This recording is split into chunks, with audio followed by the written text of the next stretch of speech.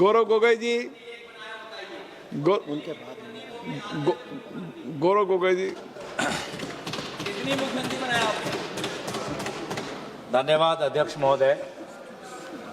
आज इस विशेष सत्र में मैं अपने पार्टी के तरफ से जो संविधान का 131वीं संशोधन है उसके विरोध में अपने पार्टी की तरफ से अपनी बात रख रहा हूं। सर, अभी हमने कानून मंत्री अर्जुन मेघवाल जी की बात सुनी और कहीं उनके बातों से लग रहा था कि शायद पहली बार सदन के अंदर महिला आरक्षण पर चर्चा हो रही है।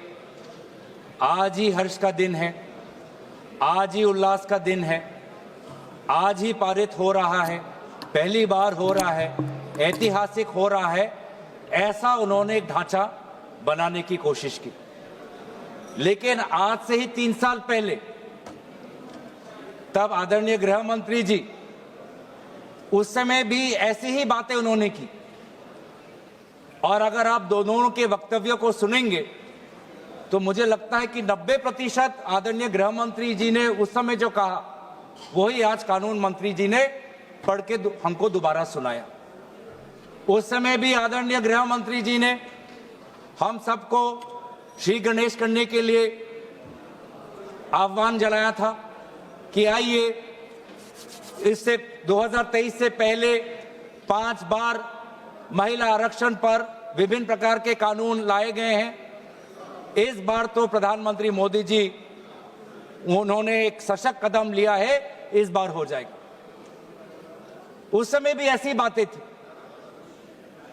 और उस समय भी हमने यही बात की थी जो हम आज आपके सामने कर रहे हैं कि हमारी पार्टी कांग्रेस पार्टी महिला आरक्षण के पक्ष में है, पर कृपया महिला आरक्षण को आप सरल करिए ताकि महिला आरक्षण जिस समय कानून पारित हो उसी समय लागू हो जाए और 500 जो हमारे 543 है लोकसभा की जो वर्तमान जो हमारी ताकत है उस पर लागू हो जाए, उसको परिसीमन के साथ मत जोड़े।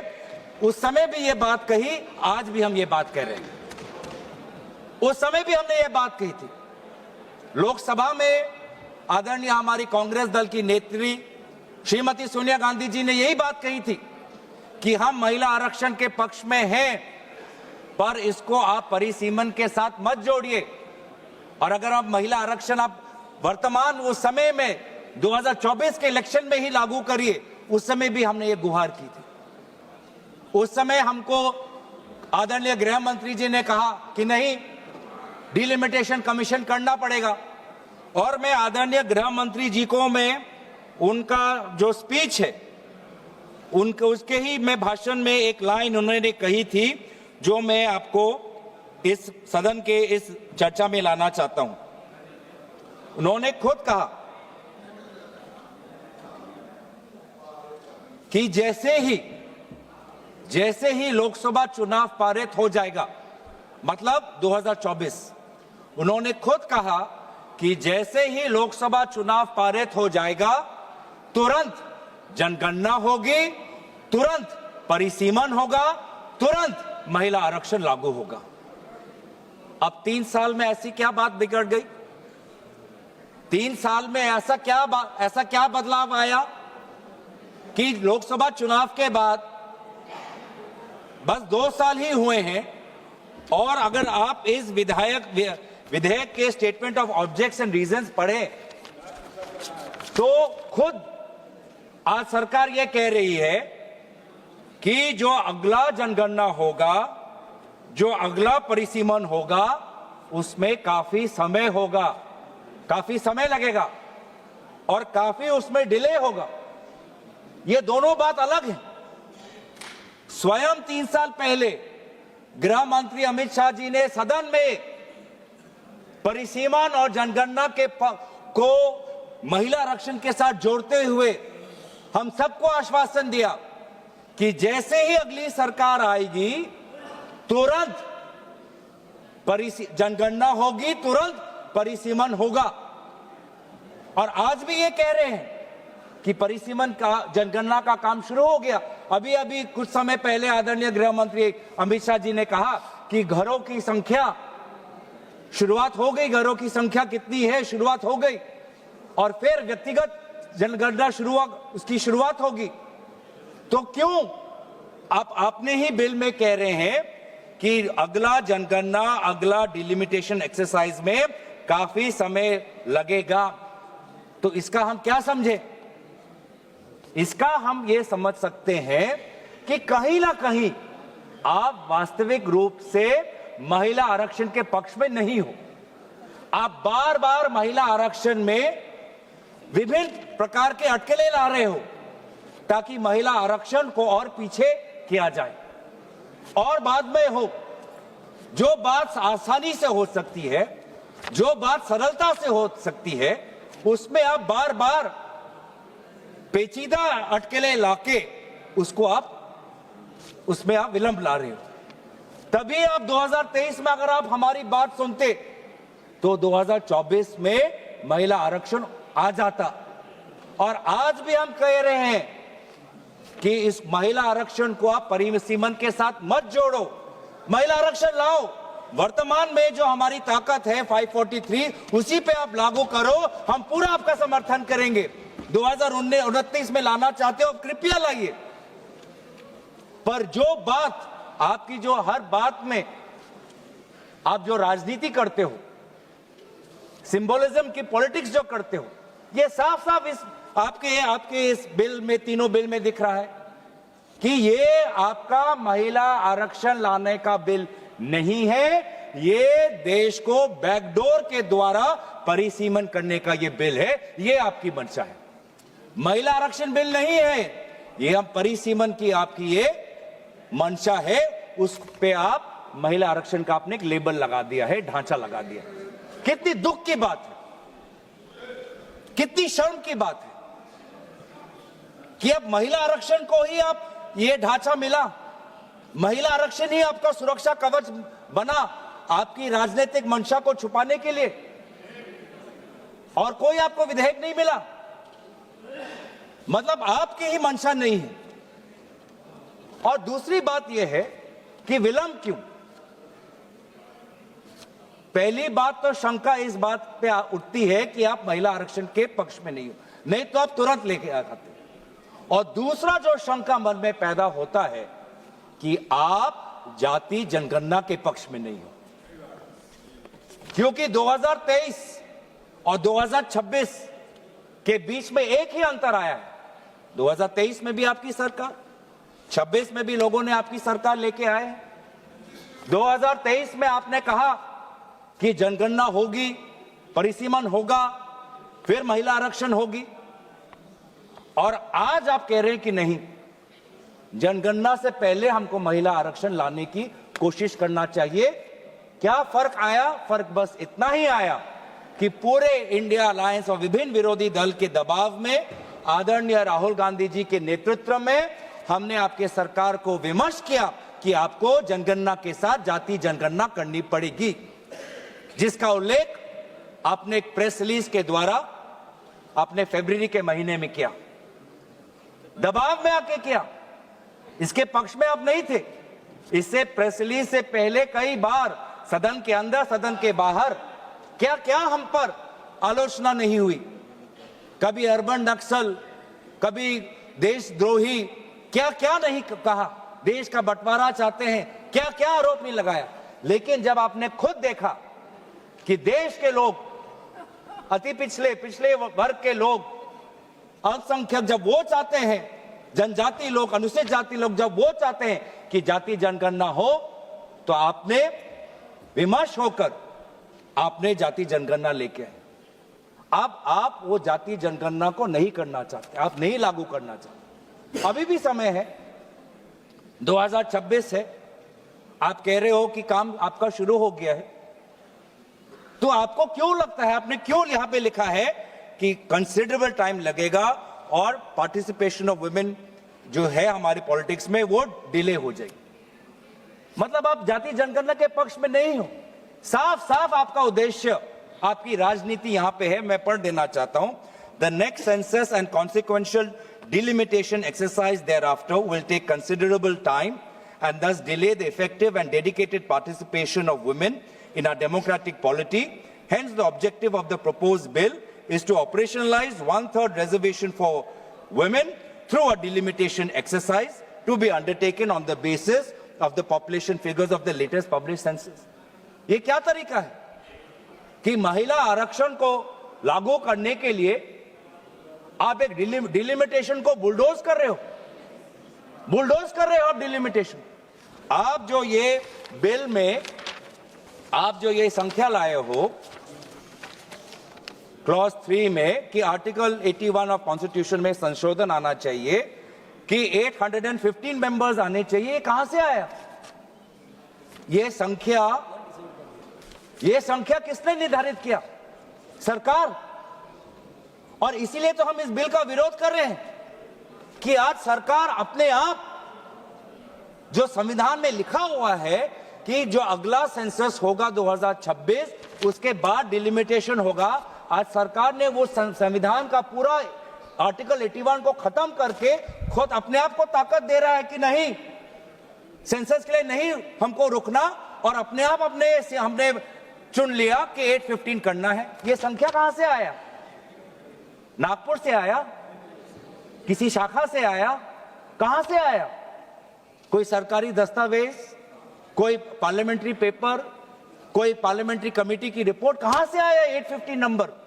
क्या आसमान से टपक गया? कहां से आया?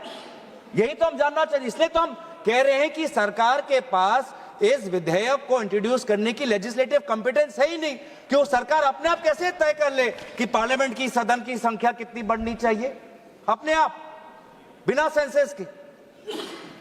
तो बार बार यह हमको पता चलता है कि आप डिलिमिटेशन को एक राजनीतिक अस्त्र के रूप से, आप इसको एक हथियार के रूप से आप इसको व्यवहार करना चाहते हैं, जो मंशा नहीं थी। जो हमारे संविधान के निर्माता थे, डिलिमिटेशन किसी राजनीतिक दल के राजनीतिक हथियार के रूप में निर्माण करना उनका मंशा नहीं था। डिलिमिटेशन की मंशा क्या थी कि जैसे जैसे जनसंख्या बढ़ेगी, प्रशासन के लिए, सुशासन के लिए हम अपने डिलिमिटेशन अपने विधानसभाओं का, लोकसभा क्षेत्रों का ऐसा करें ताकि लोगों को प्रशासनिक सुविधा मिले, ताकि सुशासन सुचारू रूप से हो। इस उद्देश्य से डिलिमिटेशन हुआ था। लेकिन हमने देखा है कि इस सरकार के द्वारा किस प्रकार से डिलिमिटेशन को, किस प्रकार से एक निजी और काफी निम्न स्तर की राजनीतिक अस्त्र इसको बनाया गया है। मैं 2 प्रदेशों का उदाहरण देना चाहता हूं कि कैसे आज डिलिमिटेशन का व्यवहार किया जा रहा है। एक जम्मू कश्मीर, दूसरा असम, दोनों प्रदेशों में डिलिमिटेशन, दोनों प्रदेशों में। और एक में क्या हुआ, जम्मू कश्मीर के जब आपने परिसीमन की तो वहां पे आपने डिलिमिटेशन कमीशन बैठाई और वहां पर आपने सेंसस, कौन से सेंसस का आपने इस्तेमाल किया? 2011 का। और दूसरे तरफ आपने असम में परिसीमन की, वहां पर परिसीमन की दायित्व खुद केंद्र चुनाव आयोग ने ले ली, और वहां पर परिसीमन के सेंसस के आधार पर हुआ 2001 पर। आप सोच समझ सकते हो कि भारत में 21वीं सदी में 2022 से 2023 में लगभग वो 1-1.5 वर्ष के कार्यकाल में भारत के 2 प्रदेशों में परिसीमन हो रहा है। एक 2011 के सेंसस के आधार पर, एक 2001 के आधार पर, एक जगह डिलिमिटेशन कमीशन, एक जगह चुनाव आयोग। तो साफ साफ पता चलता है कि ये डिलिमिटेशन किसी प्रकार से नागरिकों को, आम नागरिकों को सुविधा देने के लिए नहीं। डिलिमिटेशन बस आप अपने राजनीतिक सत्ता को और मजबूत करने के लिए, अपने राजनीतिक जड़ों को मजबूत करने के लिए आप इसका इस्तेमाल कर रहे हैं। डिलिमिटेशन का तात्पर्य क्या था कि हर जो क्षेत्र हो, चाहे लोकसभा क्षेत्र हो, चाहे विधानसभा क्षेत्र हो, उसकी जनसंख्या लगभग समान होनी चाहिए। मैं बताऊं असम में क्या हुआ। असम में एक लोकसभा है 14 लाख लोगों का, और एक लोकसभा है 26 लाख लोगों का। 26 लाख लोगों का। ये किसकी सुविधा देख रहे हो? किसकी सुविधा देख रहे हो आप? आम नागरिकों की तो नहीं हो सकती, क्योंकि वो 26 लाख का लोकसभा क्षेत्र इतना बड़ा है, वो किसी प्रकार से किसी ना प्रशासनिक रूप से ना सुशासन के रूप से वो किसी का फायदेमंद हो सकता है। ऐसा डिलिमिटेशन हुआ है सर कि एक विधानसभा में कहीं 4 जिला परिषद और कहीं 2 जिला परिषद। ऐसा डिलिमिटेशन हुआ है कि एक पंचायत में 10 वार्ड, 2 वार्ड एक विधानसभा में, 3 वार्ड दूसरे विधानसभा में, 3 वार्ड चौथे विधानसभा में। यह है परिसीमन। और अफसोस की बात, इसको हम चैलेंज नहीं कर सकते। और यही जो आज इस प्रकार को अमेरिका में कहते हैं जेरीमैंडरिंग, पूरा कंप्लीट पॉलिटिकल एक्सप्लॉयटेशन, कि कोई एक ज्योग्राफिकल कंटिग्यूटी होती है सर। डिलिमिटेशन में एक और चीज होती है कि geographical, besides administrative efficiency, geographical contiguity होनी चाहिए। लेकिन आज आपने ऐसे क्षेत्र बनाए हैं कि एक नदी के इस पार और एक गांव पहाड़ के उस पार। किस लिए? ये किस प्रकार का ज्योग्राफिकल कंटिग्यूटी है? आप मैप देखिए सर। अब यही चीज जो उन्होंने असम में किया, जो उन्होंने जम्मू कश्मीर में किया, अब महिला आरक्षण के द्वारा पूरे देश में यह कहना चाहते हैं। कितनी शर्मनाक बात है, कितनी शर्मनाक बात है, दुख की बात है कि आप इस प्रकार का महिलाओं का आप राजनीतिक दुरुपयोग कर रहे हो महिला आरक्षण के नाम पर। आप भारतीय संस्कृति की बात करते हो, भारत की देवी देवताओं की बात करते हो, भारत के उपनिषद और पुराणों की बात करते हो, और यह है आपका मंशा, डिलिमिटेशन। हमने ये खुद देखा है सर कि आज कहीं ना कहीं ये एक शंका है कि एक, आप महिला आरक्षण के पक्ष में नहीं हो, शंका दूसरा कि आप जाति जनगणना के पक्ष में नहीं हो, शंका तीसरा कि आप डिलिमिटेशन नागरिकों के हित में नहीं, डिलिमिटेशन खुद के हित में करते हो। यह भी तीसरा शंका है। और चौथी शंका यह है कि आप संविधान को आप धीरे धीरे आप कमजोर कर रहे हो। संविधान के आर्टिकल 81 में खुद लिखा है कि जो सेंसस, अगला जो सेंसस होगा उसके आधार पर 2026 का उल्लेख वहां पर है संविधान पर। संविधान में उल्लेखित है आर्टिकल 81 में कि 2026 में जो सेंसस होगा, उस जो सेंसस जब पब्लिश होगा तो उसके आधार पर हम आगे बढ़ेंगे, डिलिमिटेशन होगा। अब आज आप इस महिला आरक्षण के बिल के द्वारा अब संविधान को भी कमजोर कर रहे हो। जो 2026 की जो बात आर्टिकल 81 में है, आप उसको भी आप कमजोर करके कह रहे हो कि जब सदन कोई कानून लाएगा तब उस कानून में जिस सेंसस की बात होगी उस सेंसस के आधार पर हम परिसीमन करेंगे। मतलब जो बात संविधान में लिखी है, जिस बात को चाहे किसी दल की सरकार आए उस बात को अमल करना है, आपने उस संवैधानिक सुरक्षा को कमजोर कर आपने एक ऐसा कानून लाना चाहते हो कि सदन में जिसकी ताकत, सदन में जिसकी बल, वो निर्धारित करेगा कि किस सेंसस के आधार पर परिसीमन हो। वाह, तो किस प्रकार से संविधान के पक्ष में हो? ये बिल महिला विरोधी है, ये बिल जाति जनगणना विरोधी है, ये बिल संविधान विरोधी है, ये बिल जो हमारे पूरे प्रदेश का, पूरे देश का जो फेडरल स्ट्रक्चर है उसके विरोध, फेडरल स्ट्रक्चर के विरोध।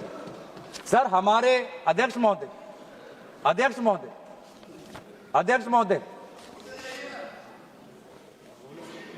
हमारे प्रदेश जब हमारे देश में जब राज्यों का जन्म हुआ तो उस समय जनसंख्या नहीं देखी गई थी, भाषा देखा गया था।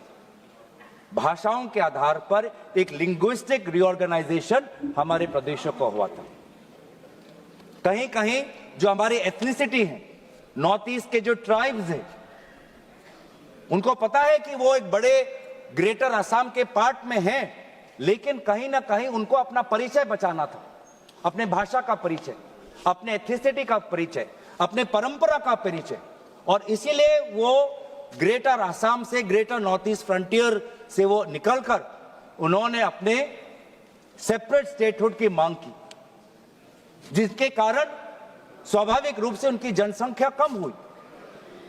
आज वो जो मांग उन्होंने की, अपने परिचय की, अपने स्वाधीनता की, अपने भाषा की, अपने जाति की, अपने परंपरा की, आज उसके लिए उनको प्रताड़ित किया जा रहा है, क्योंकि जनसंख्या के आधार पर उनकी कभी ताकत इतनी होगी नहीं कि सदन के अंदर कोई नागालैंड में का होकर बुलंद अपनी आवाज रखे, कोई अरुणाचल का होकर बुलंद अपनी आवाज रखे, कोई मिजोरम का होकर बुलंद अपनी आवाज रखे। आज भी हमारे भारत देश में कई ऐसे प्रांत थे जो स्टेटहुड की मांग कर रहे हैं।